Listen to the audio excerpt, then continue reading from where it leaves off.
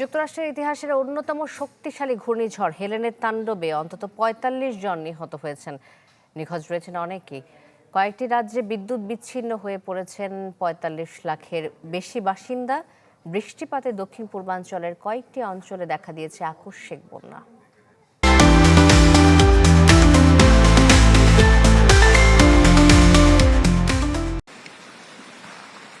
যুক্তরাষ্ট্রে আবারও শক্তিশালী ঝড়ের তাণ্ডব।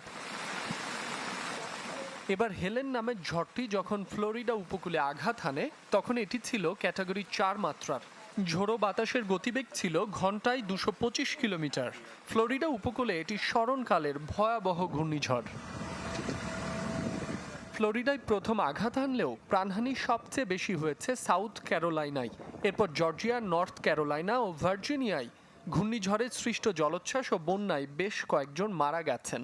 মোট ১০টি রাজ্যে ৪৫ লাখের বেশি বিদ্যুৎহীন হয়ে পড়েছেন। ঝড়ের পর ব্যাপক বৃষ্টিতে সব তলিয়ে গেছে। আমাদের অ্যাপার্টমেন্টেও পানি ঢুকেছে। রাস্তাঘাট ডুবে যাওয়ায় চলাচল করতে পারছি না। বিদ্যুৎ না থাকায় দুর্ভোগ আরও বেড়েছে।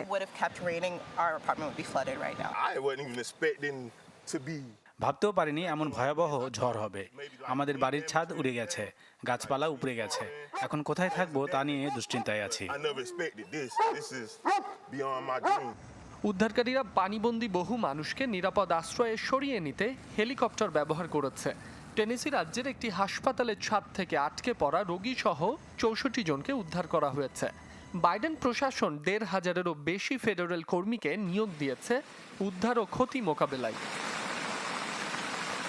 নর্থ, সাউথ ক্যারোলাইনা ও ভার্জিনিয়ার বাসিন্দারা আকস্মিক বন্যার শিকার হয়েছেন। ঘূর্ণিঝড় থেকে হেলেন এখন গ্রীষ্মমণ্ডলীয় ঝড়ে পরিণত হয়েছে। দেশটির আবহাওয়া বিভাগ জানিয়েছে এটি এখন টেনেসি ও কেন্টাকির দিকে অগ্রসর হচ্ছে। সেখানেও বন্যা সহ ভারী বৃষ্টি হতে পারে। মাসুম রাব্বি, চ্যানেল 24।